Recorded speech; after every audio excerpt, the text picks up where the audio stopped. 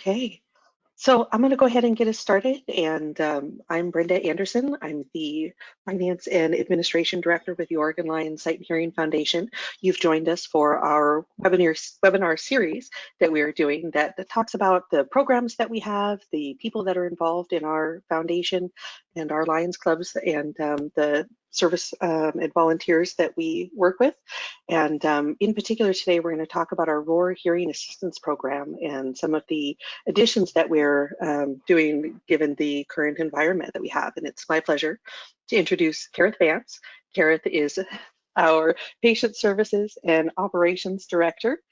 She has been with the foundation for over 10 years now and has been working with pretty much every program and every aspect of what we do at the foundation, as well as many other, keeping the rest of us on track and organized. And also with us today is Melinda Rhodes, the Patient Services and Community Events Manager, who has been with us, I want to say, going on, is it 8 years, Melinda? It's 8. Yeah, I think it is, yep, yeah. 7 going on 8. Yes, and we're thrilled and hope to continue for many, many, many years. And Melinda is responsible for the operations of and management of our Aurora program. So I'm going to go ahead and turn it over to them. Thank you for joining us again, and I'm sure I'll be back on in a bit. Take it away, Kareth. Thank you, Brenda. Thank you for that nice introduction, and thank you to all of you who are, like Brenda said, taking time out of your day to come and join us today to learn a little bit more about our Aurora Assistance Program and an exciting change that Melinda and I are thrilled to be talking about today.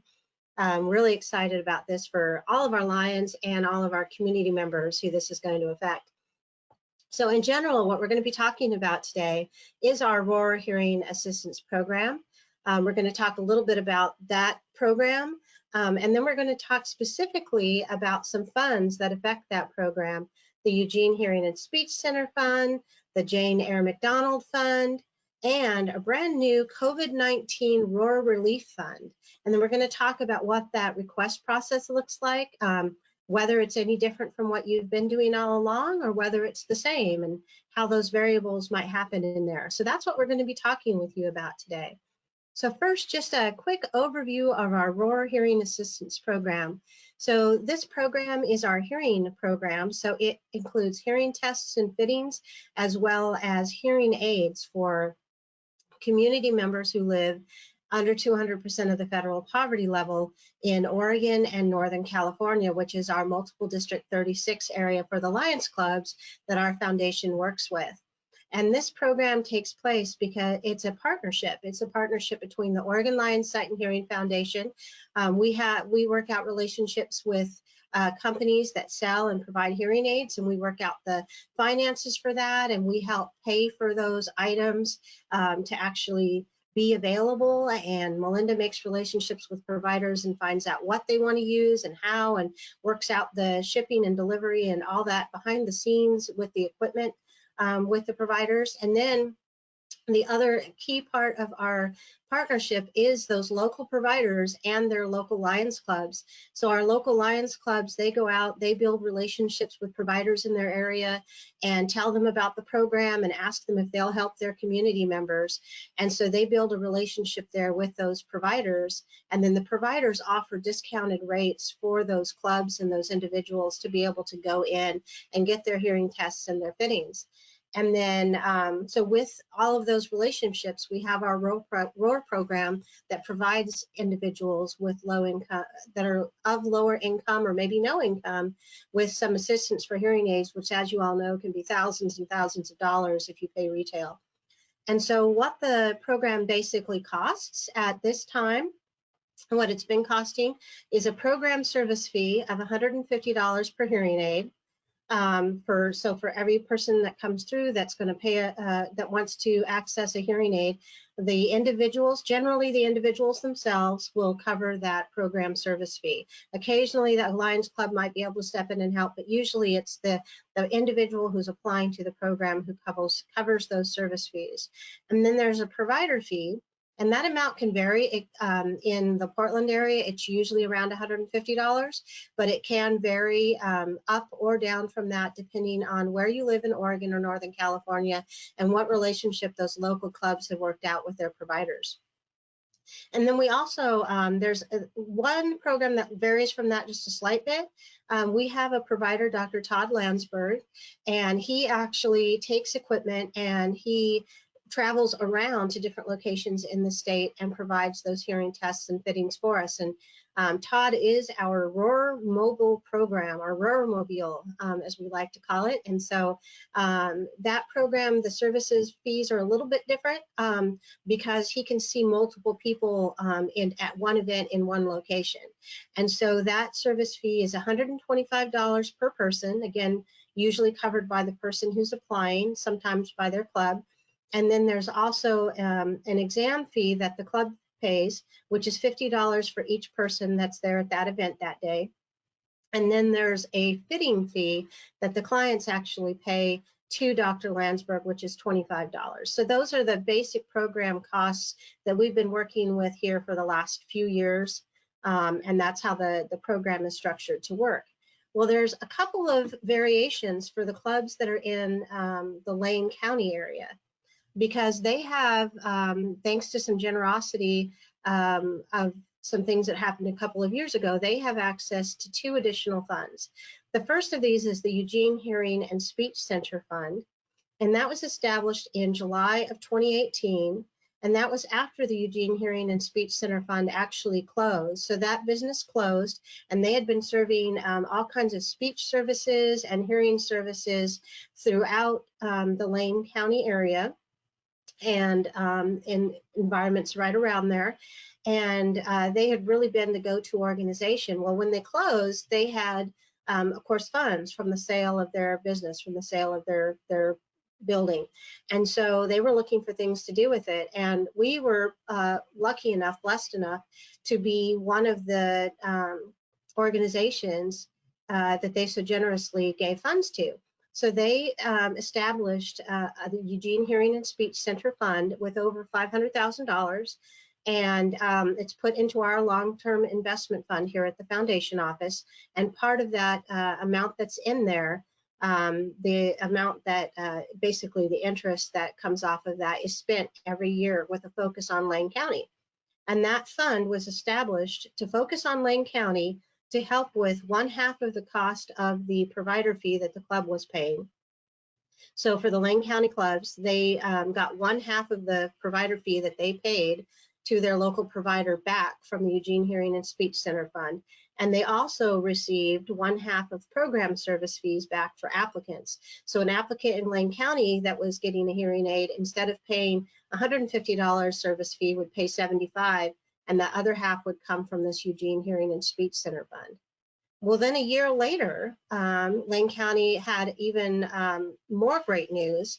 There was some additional funding that had been kind of held for a while after the sale closed, and those funds of about $260,000 were turned over to create an additional fund called the Jane Eyre McDonald Fund. So that's been up and running for about a year. It's actually named for the executive director of the Eugene Hearing and Speech Center Fund when it was, Speech Center, when it was open.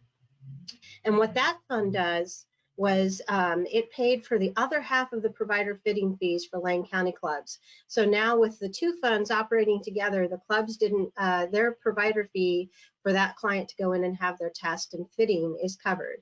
And then it also covered a remaining half of the program service fees for clients that applied that lived in Lane County if they were below 100% of the federal poverty guidelines. So whereas the other fund was for 200%, if someone that was applying was even lower income than that and was operating at 100% or below the federal poverty level, this Jane Eyre McDonald Fund came in and paid for the other half of their service fee.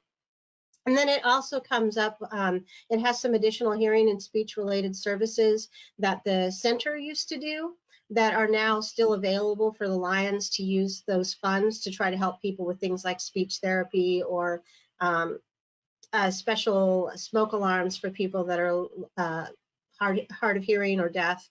There's some other things included in there as well, and that also focuses on Lane County. Well, for the last couple of years, the Lane County Lions, what they found is they haven't spent all of the funds that were available to them each year from their budget. And so with everything going on with the coronavirus, they actually approached the Lions Sight and Hearing Foundation, and they told us that they were really they were really seeing the impact of what COVID-19 was doing in their local area, and they knew that it had to be hitting the rest of the multiple district, the rest of Oregon and Northern California the same way. So they asked us if they could take some of those funds that they haven't spent in the last couple of years, and if we could create a COVID-19 Roar Relief Fund. And that fund is about $50,000, and it's going to be available during this current Lion year throughout the multiple districts. So not just Lane County, but for all of the clubs in Northern California and all of Oregon. And what this is going to do, this funding that is being put into this COVID-19 War Relief Fund, is going to cover 1/2 of the program service fees for applicants to the hearing program for all of the clients that qualify for the program. So if you're sending us an approval for one of your clients and Melinda says, yep, they obviously meet all the basic guidelines for the program, they're only going to have to come up with 1/2 of their service fees. So they would come up with $150 if they were getting 2 aids, or $75 if they're getting 1 aid. The other thing that it's going to do is it's going to then take elements of the Jane Eyre McDonald Fund. So that first piece is kind of what the Eugene Hearing and Speech Center Fund was doing for clients. And then the second piece that the Jane Eyre McDonald Fund was doing for clients was if they're at 100% or below. So, a lot of our individuals that are on Social Security, or they're homeless, or they're in other kinds of situations where they just don't have hardly any income at all. If they're living at 100% or below of federal poverty, they're going to qualify to have their other half of their program service fee covered, which means that the client themselves is going to pay 0 for program service fees for their hearing aid or for their hearing aids. And then the final thing that this fund is going to do for all of the entire MD36, including the Lane County clubs, is because our providers are seeing fewer clients and they're having to protect themselves, their clients, their staff members with a lot of additional equipment and other things, protective gear related to COVID-19, extra supplies. Every time they see a Lions client and fit them with hearing aids, they're going to get an additional $50 payment from this COVID relief fund, in addition to what they already are receiving from the local Lions Club to help cover their costs. So that's why Melinda and I have been kind of giddy for a few weeks now as this has come together. We're really excited to present this to you because we haven't had access to this kind of help for individuals for a while. And we're really excited to see this open up for MD36. And with that, I'm actually going to hand you over now to the Roar expert, Melinda Rhodes, and she's going to give you more detail about that and about how you're actually going to be able to access that program in comparison to how you've been applying so far. Melinda, take it away. Thanks, Kara. So, just to reiterate, because I know it can be a little confusing if you're thinking about the fees and everything. So everybody who is eligible for the Roar Hearing Assistance Program, everybody who's eligible for that program will automatically get to access this fund. So anybody who you send to the foundation for approval, they will immediately have half of their program service fees covered by this fund. So they'll only have to pay $75 for 1 hearing aid and $150 for Kara, for 2, as Kara had mentioned, not for Kara. She's more expensive. So, before they would pay $300 for 2 and $150 for 1. So it's a really huge help for a lot of people. And then, as she was saying, that those folks who will be eligible for additional assistance, then they will have their hearing aid fees completely waived. So they won't have to pay anything. They'll pay $0 for their hearing aids. So how to access this? It's going to be actually just the same as accessing Roar as you have in the past. So you would receive the referral, go ahead and send them out the application, and we'll have an updated application coming out to you here shortly with the updated Sight and Hearing Chair packet. And then you would receive that completed application back from the individual along with their proof of income. And once your club has approved them, then they would go ahead and come back over to the foundation, and we would do our second approval. And on this next slide, Brenda, we'll show them that, you know, unlike the LEAP program, the Lions Eyeglass Assistance Program, which doesn't require the foundation to do that approval, the Aurora program does require the approval from the foundation. And that's because we are the ones who, as Kareth mentioned, we broker those relationships with hearing manufacturers and with RGS Acoustics. So we're actually purchasing hearing aids up front, and we're asking clients, or in this case, the fund, to reimburse us for those costs, so that we're not in the red, so we're breaking even with those costs. So because of that, we have to have everything documented so that we're able to go ahead and show and do the reporting at the end of the year and show that. So we will have to approve all of those applications. And then after it's been approved by your club and the foundation, then you would send the approval letter out to the client. And Kareth sent out all the information earlier this week about this COVID relief fund. One of the things that she attached was an approval letter that we came up with. And it has kind of a checkbox that actually one of our Lions suggested, Susan Fanner suggested it might be nice to have an accessible sort of approval letter to send to folks. So thanks, Susan, for that. And we also included a suggested a cover letter to go along with the application. So you can use those, and as we always tell you, you know, make it your own.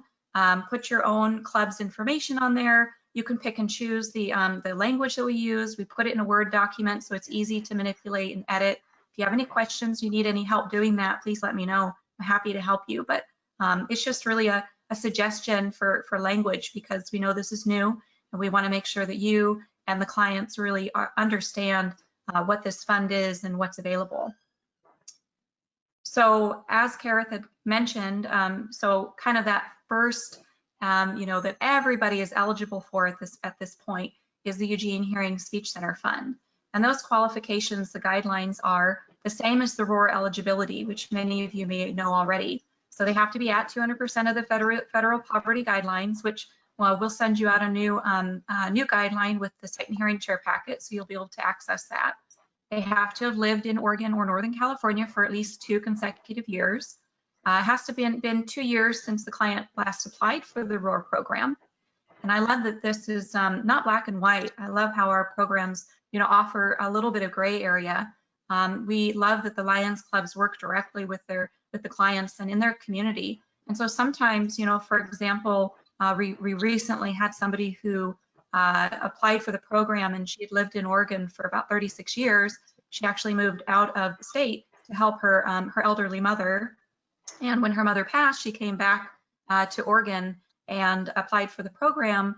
And it was great that the Lions Club were able to sort of work with that, because obviously this person was a resident of Oregon but had moved out of state to help their mother. And so they were able to go ahead and approve that person for the program.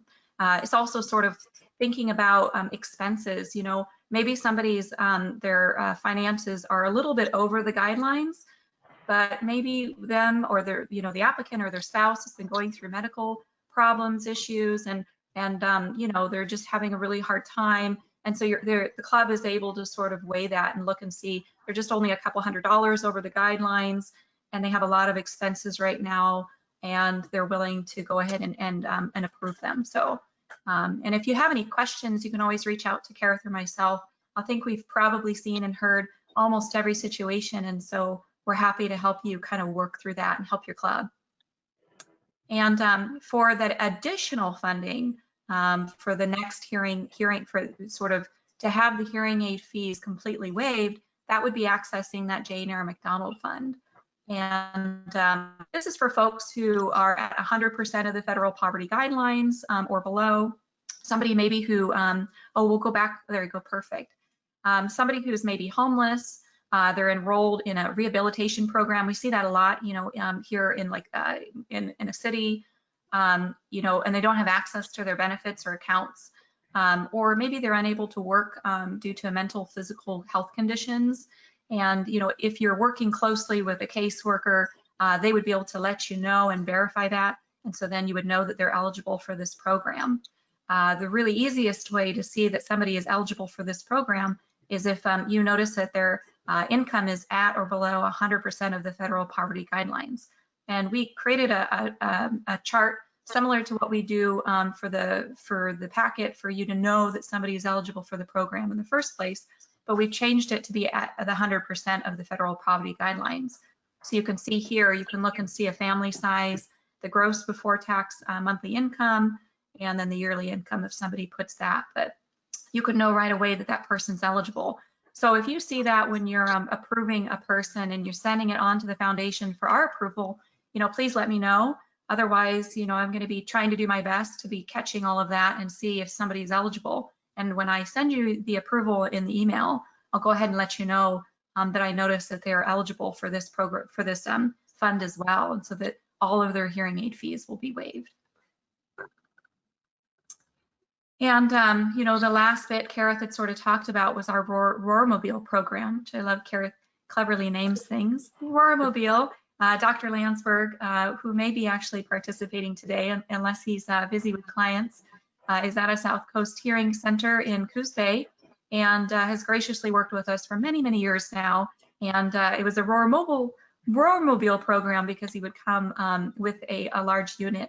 But now we've worked out these great relationships with venues in different areas like Roseburg and Bend mostly is where he tends to go. There's a big need and we don't have the providers there. So he sets up in an indoor space. We actually have a Aurora event tomorrow in Myrtle Creek. We're working with the great lions there, Lion Gale Black and other lions in the area. So we're really excited to be doing that. It's our first Aurora program since the COVID-19 virus took hold. So we're only going to be seeing 9 people as opposed to we'd see anywhere from 12 to 14. We're going to be spacing them out. We're going to be using utmost care and precautions to make sure everyone's safe. And we sent over some personal protective equipment. So the doctor, our staff members, Lion Steve Tronis, and all of the participants feel safe. So, but this program can also use these funds. So tomorrow, for example, we have folks on the schedule who, some of which have been eligible for the Jane Eyre McDonald Fund. So all of their program service fees for their hearing aids are completely waived. So they won't owe anything except for that $25 fitting fee. And other folks, they're eligible for the basic, with having half of the fees covered by the Eugene Hearing Speech Center Fund, that COVID-19 relief fund. So this is a great option for some of these areas. And it saves the club on average $100 per person. And I might open this up now for questions. I'm sure we might have some questions. This is pretty new and exciting. So Brenda, do we have any questions so far? We do, Melinda. One of the questions that we got a little bit earlier was, are the aids themselves new or refurbished? So maybe you could address a little bit about what the program is able to provide. Sure. So it really depends on what the provider prefers. We work with about 33 or 34 providers statewide right now. Some providers really like working with RJS. They've been working with them for 10 plus years, and they work with the refurbished hearing aids. They like the variety that offers, and they like the customer service with RJS. So that's what they've been using. We have other providers who adamantly will not work with Starkey, and so they work with the Sonic Innovation brand new hearing aids that we brokered. And some folks will only work with Starkey, so they're working with our Starkey hearing aids. So we do have new and refurbished hearing aids, and those are both available with this program as they were available with the rural program. Excellent, thank you. One of the other questions that came in was, when, again, can they expect to see the new application forms? Pretty soon. Working remotely has some benefits and it has some challenges, and it's definitely difficult to work with some of our programs when I'm at home. So trying to make some time to get into the office. I'm immune compromised, and so I've been really trying to keep myself in a bubble, but I want to get that out to you guys really soon. So I'm hoping in the next couple of weeks you guys should see that coming through the email. So thanks for your patience. And not a lot has changed, so you can obviously use the forms that you've used in the previous year, but once we send out the new packet, then we encourage you to use the new forms. So one thing I wanted to, because I think this is one of the more exciting aspects of this, is all of this came about because the Eugene Hearing and Speech Center, when they were closing down, they wanted to put their resources into an organization that was going to be able to, kind of still meet the mission of what it is that their goals and impact would be. And so at this point in time, they did turn over those generous donations to the foundation, and we have those invested with they're invested through Ferguson Wellman, which is a highly regarded wealth management company that we've worked with for many, many years. And they handle a lot of our different investments and the funds that we have set up. And then as we go and use these funds, we're able to release them in order to cover the costs of these programs. And it makes such a huge difference to our operations, our ability to provide these services.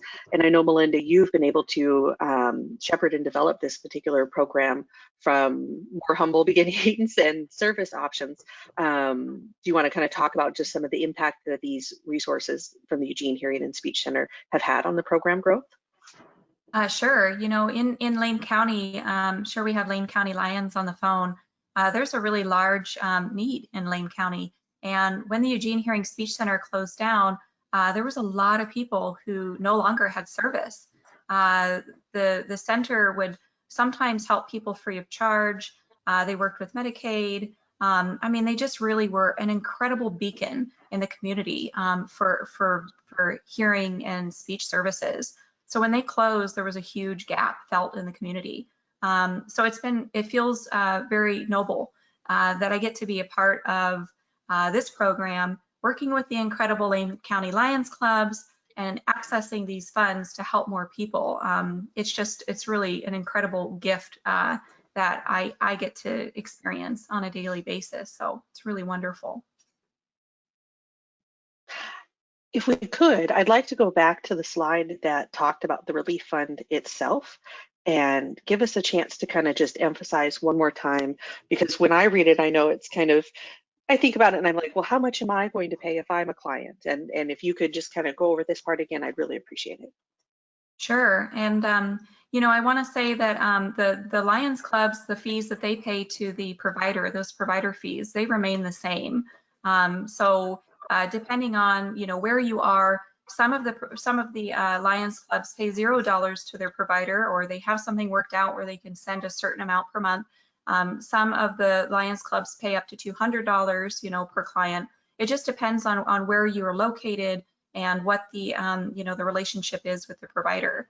And so if there is something that's kind of holding your club back and you're not able to assist with hearing aids, let us know and we can try to find a way to assist, maybe even working with a local task force, trying to find ways that we can make sure that these folks are helped. But yeah, this fund essentially is helping the community members, who a lot of which have been really severely impacted by this virus and by this time, as well as the provider. I've been talking to a lot of providers, and they have had to purchase all of this protective equipment. They've shortened their hours. They are not able to see as many people. It's really a hardship, and a couple of our long-standing providers, have sort of voiced concerns to me and let me know that they're really, struggling right now. And so I'm really excited. I know $50 isn't much, and this is in addition to what the club would already compensate the provider for fitting fees. But I feel like, as our executive director says, every little bit helps. So I'm hoping that $50 will help. And we have heard back from some of the providers who have said that they would like to donate that fee back to the fund, which is really incredible. But for those who would like to accept it, then we're going to go ahead and compensate them. And once again, sort of in a nutshell, everybody who's applying right now for the Aurora program, they're going to qualify to have half of their hearing aid fees covered by this fund. And then folks who are qualify for the additional funding, they'll have their hearing aid fees waived completely. Kareth, do you have anything you want to add, or? Oh, that is perfect. Thank you, Melinda. I think that's a really good summation. Gail asks, if I want to talk to a provider to ask them to work with the foundation, who should they contact for the necessary information and requirements? Gail, you just made my heart flutter. I love that. I can send you a provider packet, and that sort of gives an overview of our program.